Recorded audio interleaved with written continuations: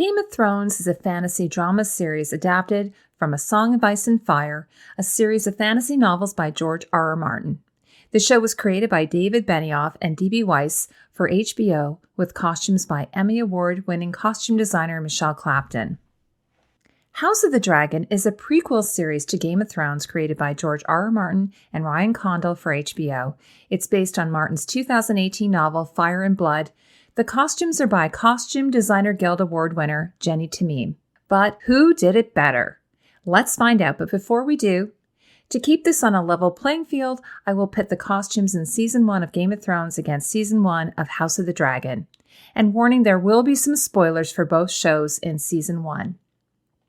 To determine who did it better, the costumes in each show will be judged on the following criteria: the design, or how well the designer interpreted the text and told the story of the characters through costume; the execution of the costumes, taking them from the design and into outfits that actors wear; and the wow factor, that little bit of awesome that takes a good design and makes it great. I'll admit up front that I have a personal bias, as I'm sure many of you have your own preferences, but I hope in following these criteria that I will aim to have an honest outcome. Design. Let's begin with the design, the first step in the process before the costumes are made. This stage often involves meeting with the showrunners, early concept designs, mood boards, and costume renderings with fabric swatches. First up is Game of Thrones. From the beginning, series British costume designer Michelle Clapton has stated in interviews she, along with the show creators, wanted to create a world unlike one we know, which is why she borrows elements from other cultures to create clothing for the inhabitants of the fantasy world of Westeros. Clapton writes in her book, Game of Thrones: The Costumes, she looked at clothing from cultures around the world over many centuries: Japanese, Flemish, Siberian, Afghan, Iranian, and Native American, to name a few. According to Screen Rant, the budget to make Season 1 was said to be around $5 to $6 million per episode. Now, I'm not sure how much of that was allocated to costumes. What is sometimes forgotten is the never-aired pilot, which had to be reshot with the recasting of actors playing Daenerys and Catelyn Stark. Clapton's job was challenging, given that she had to create unique looks for the inhabitants of Westeros, but also the exiled prince and princess, Viserys and Daenerys Targaryen, the Pentoshi, the Dothraki, and so on. Using the colors and sigils of their respective houses, the Lannisters, the Starks, the Baratheons, the Tullys, and an early incarnation of the White Walkers all had their own distinctive wardrobe. Clapton writes in her book, the costume should make sense in the world and help and advance the storytelling. While Clapton had never before designed armors, she had to create all of the Kingsguard, the Gold Cloaks, the Lannister, the Stark, and the Night's Watch armors. Added to this were the tourney armors to celebrate the new Hand of the King, including Loras Tyrell, the Hound, and the Mountain, to name a few. Along with the extensive research and her renderings, Clapton wrote in her book that she found inspiration in the early concept drawing of Winterfell that production designer Gemma Jackson Department had created. Clapton also made a series of mood boards that represented the different areas of Westeros. She said, where a character comes from is indicated through the color and cut of the costume. While Clapton and her team read the books, and she personally met with George R. R. Martin to discuss the pilot, she had to make changes to the costumes as they were described in the books because she didn't think they would translate well to the screen. So, for example, Clapton said, in the book, the Kingsguard armor is white, and I thought this would just be too much and too hard to film. We, of course, kept elements of white, such as the cloak, and we used white enamel in the process. She considered the local materials and trade routes when designing the costumes. The Starks, for instance, she said, have less available to them and are in different circumstances as they live in cold, damp weather. Available to them is wool, leather, fur, and some dyes. They have to think about warmth and wear the high padded embroidered collars as status rather than jewelry. The village people wear a simpler form of this look. They are not ostentatious and are a loving family who are not trying to prove anything.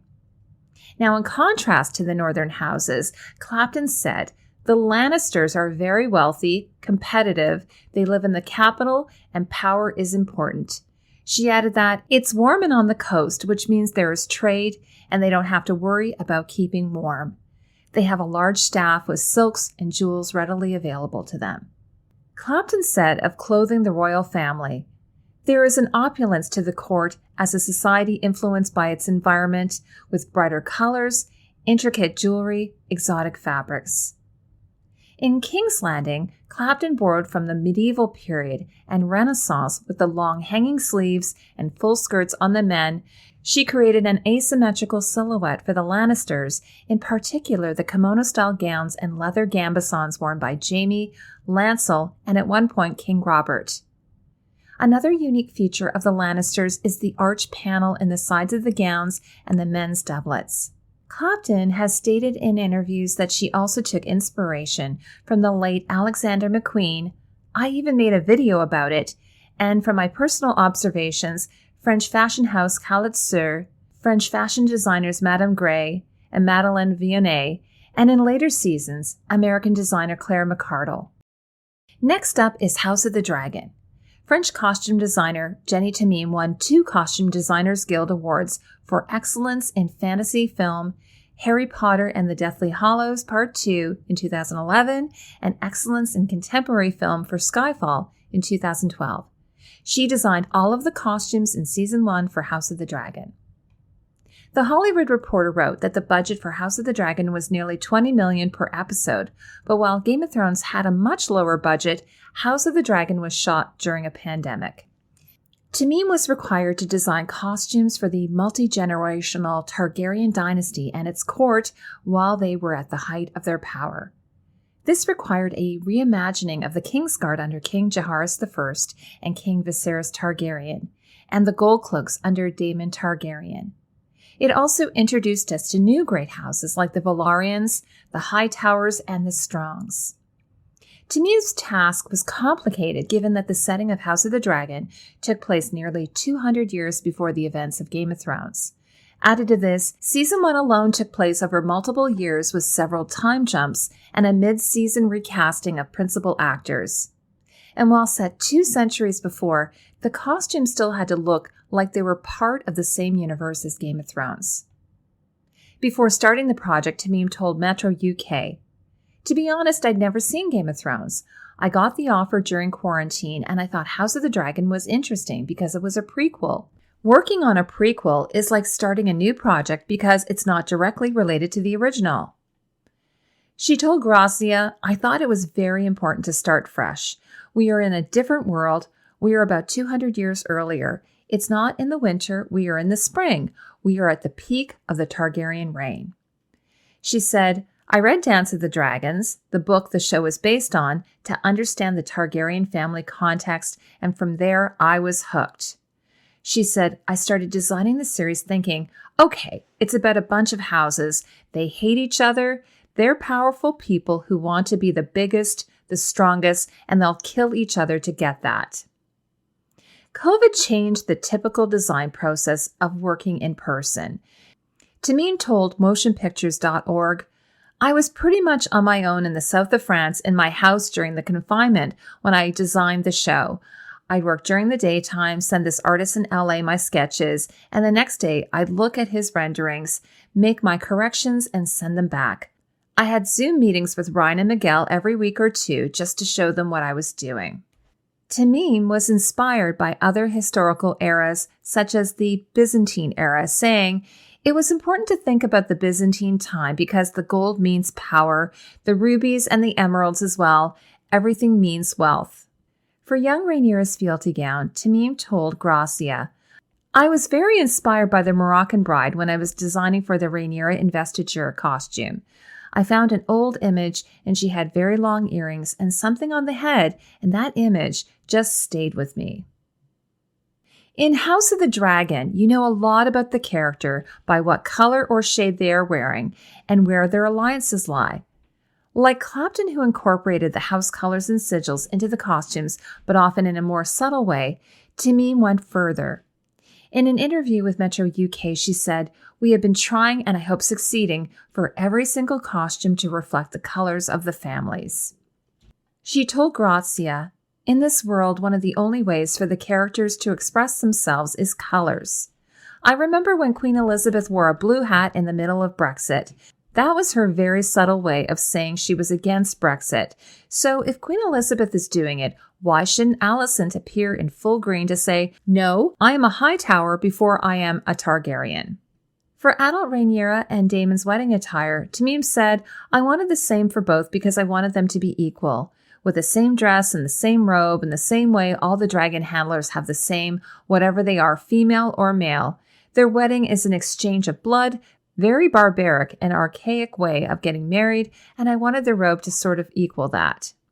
Tamim said that Rhaenyra's headpiece was inspired by Malaysian headpieces I found in an antique shop. Tamim has mentioned in interviews she said she used a lot of elements from 13th and 14th centuries for costume inspiration, but she also pushed into the 15th and 16th centuries as well, because I wanted to show that they were in the upper tails of their dynasty. Now, despite House of the Dragon being a prequel to Game of Thrones, there is a through line. In House of the Dragon, there are repetitions of previous items that were in Game of Thrones. The cat's paw dagger, the Sons of the Harpy mask worn by the crab feeder, and the Hand of the King brooch, which was modified for the earlier setting. Considering that Game of Thrones featured multiple houses and introduced us to dozens of characters across continents in seasons 1 alone, it's mind-boggling to believe that we knew each character and where they were located in the world, often before they even opened their mouths. That is storytelling through costumes. Therefore, the winner for design goes to Game of Thrones. This is no longer a game for 2 players. If you are enjoying this video, consider subscribing to my channel. And if you want to know more about the Game of Thrones and House of the Dragon costumes, I have dozens of videos featured on my channel. I will leave a link to both playlists in my pinned comment. Now let's get back to the video. Next, let's look at the execution of the design, the stage that takes us from the sketch pad to the screen. This process often happens after the approval of the design, the designer working with the cutters, builders, the cast, and other technicians to bring about their ultimate vision. For Game of Thrones, Michelle Clapton said in an interview that 98% of the costumes were constructed in-house by a team of about 100 dyers, embroiderers, metal and leather workers, and cutters. The wardrobe department employed 10 artists whose sole job it was just to age each and every costume of the show, whether it be the addition of some sweat to a full-on heavy breakdown. She told The Hollywood Reporter, "When you are shooting in HD, breaking down a costume can't be done too quickly or it will show. You spend 2 weeks breaking down, patching, dyeing, repatching, then you trash it, age it, then trash it again and repair. You can't just stick a couple of patches on it and spray it with dirt because that is exactly what it will look like on HD televisions. We try to give the costumes a reality based on the land, climate, and the food sources. I want you to be able to smell the costumes." Almost all of the costumes were made in Belfast, close to where most of the filming was shot, while some of the arms were made in India. Much of the work was also done in Ireland, including some of the bespoke jewelry and crowns, and some of the additional jewelry was purchased from artisans. Michelle Clapton told the Los Angeles Times, "We have everything on site, our armorers, our weavers, and our embroiderers. We weave our own fabric with our loom. Many of the fabrics are literally made from scratch." In Season 1, Clapton used paper silk for the kimono-like gowns worn in the Capitol, while many of the brocades were purchased from fabric suppliers, including the salmon leather worn by Daenerys and her brother Viserys because of its resemblance to dragon scale, and Dany's silk chiffon wedding gown. All of the gorgeous embroideries on Cersei Lannister, Sansa Stark, Catelyn Stark, and Lysa Arryn's gowns were by principal embroidery artist Michelle Carragher, who worked on the show until its conclusion in Season 8. The armor in Season 1 was by Simon Brindle and his team, who created all of the armor for the men, but also Cersei's metal obi sash that she wears with her kimono gowns, along with the filigree armor worn by Daenerys. In House of the Dragon, there are so many incredible details in the costumes. Grazia reported that more than 2,500 costumes were created for the series. Tamim's team was considerably larger than Game of Thrones, her saying, "We were at maximum about 150. I had 3 cutters, 25 people for the armor because that's handwork. Then I had a department of 20 people breaking down, aging, and printing, 15 people sewing, 3 people embroidering, 2 or 3 leather makers, 2 fabric buyers, 3 assistants, and tailors, and all the people fitting the costumes on set." Now, if you look closely at the costumes, you will see a load of details in the embroidery, fabrics, embellishments, fasteners, and jewelry. Many of the findings were custom made for the show. Tamim said there isn't a single Targaryen costume where you won't find a dragon somewhere in the weaving or the jewelry or the buttons. They want to show dragons because this is their power. The little hooks on Rhaenyra's dragon riding outfit are actually dragon legs. If you look closely at the embroidery on Viserys' coat, it's full of dragons made by this artist I work with who really gets in the zone. It took her 6 months, but in the end, you get an incredible result.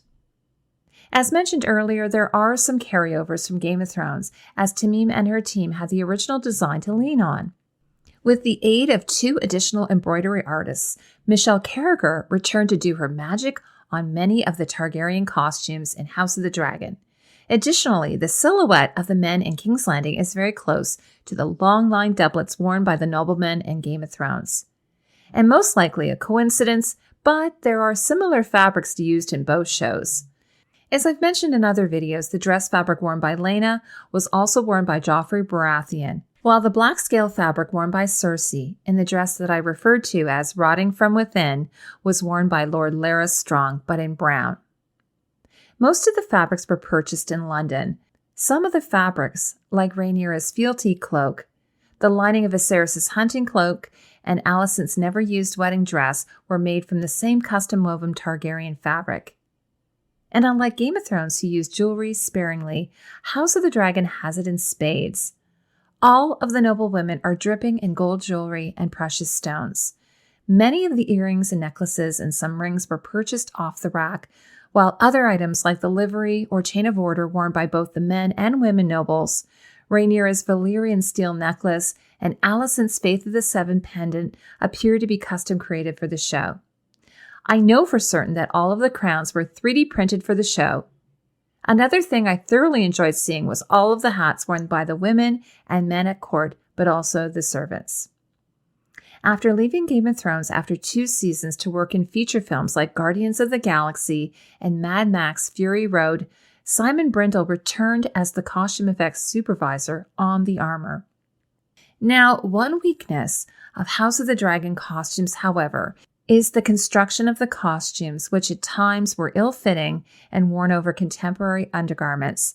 This might have been due to COVID, but it's important to remember that other shows like Wednesday and Andor, just to name a few, still managed to knock it out of the park. Therefore, with its carefully crafted and unique silhouettes and beautiful fabrics and embroideries, the winner for execution is Game of Thrones.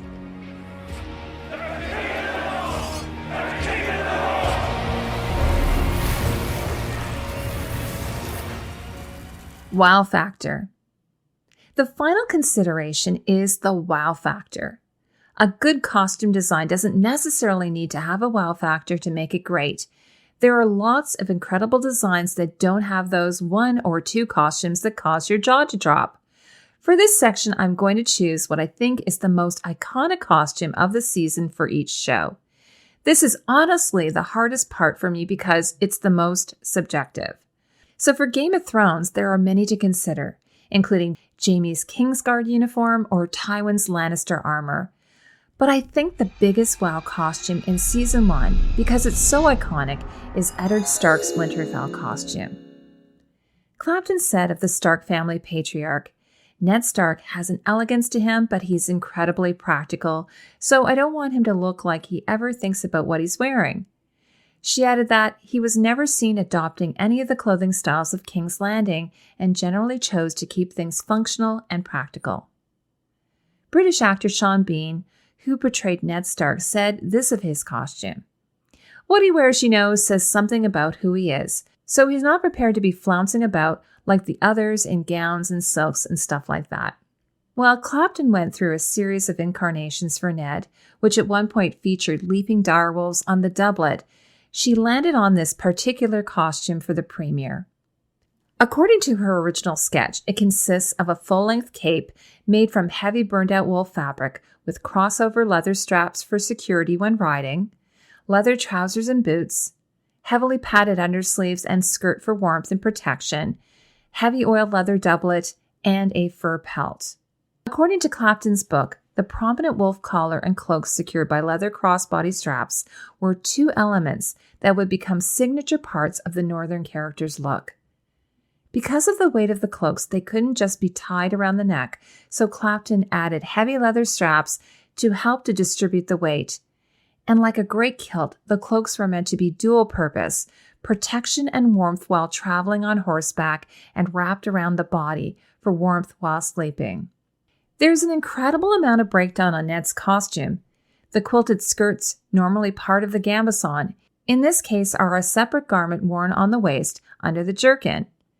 Clapton said in an HBO behind-the-scenes video, "I used medieval Northern Europe as a starting point, but the skirts in the men's costumes have a Japanese look to them. We were never bound by the rules of any particular time period." For my pick from House of the Dragon, while there were many beautiful costumes like Alicent's green gown and the Valyrian armors, this was an easy choice for me. Featured on all of the promotional material for House of the Dragon, young Rhaenyra's fealty gown from the episode The Heirs of the Dragon is the costume that has that wow factor. In the debut episode, they saved the best costume for last, as it is ultimately the showstopper. The red Dubioni silk gown is embroidered with Rhaenyra's dragon Syrax on the front, and there is some subtle running stitch and beading detail on the front bodice. One of my viewers pointed out that the red undergown looks similar to this Alexander McQueen gown. Tamim said, "I wanted the dress to look quite fragile. We see her getting dressed, and I wanted the first image to be of a girl. After that, she put the cape on. I wanted the cape to look heavy, and it actually was.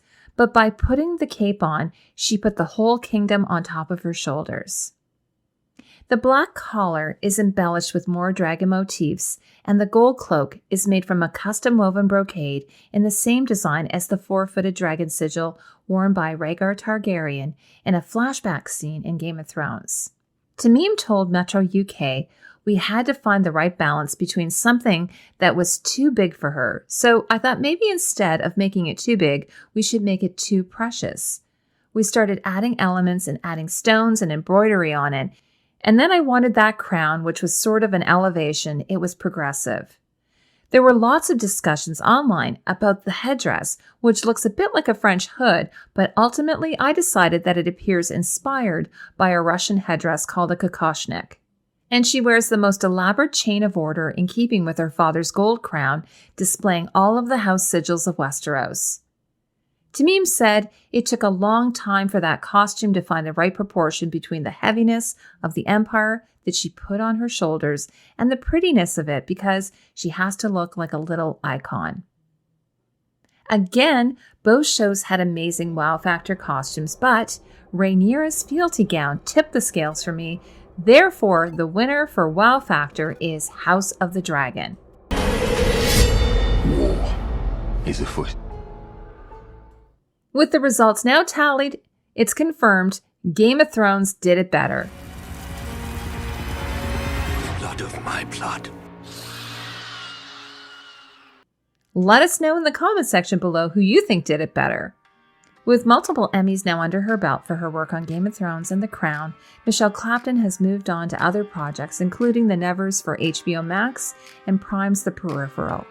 Her upcoming project is Apartment 7A, a prequel of Rosemary's Baby for Paramount Pictures. Now that sounds exciting. Jenny Tamim, meanwhile, is not continuing for Season 2 of House of the Dragon, as she is working with Alfonso Cuarón on Disclaimer, a new series for Apple TV. She previously collaborated with Cuarón on Harry Potter and the Prisoner of Azkaban, Children of Men, and Gravity. As of this recording, I'm not sure who will be taking her place. We'll be back with another Who Did It Better, so if you enjoy this content, make sure to subscribe so you don't miss out. Thank you for spending time with me. I'll see you in the next video.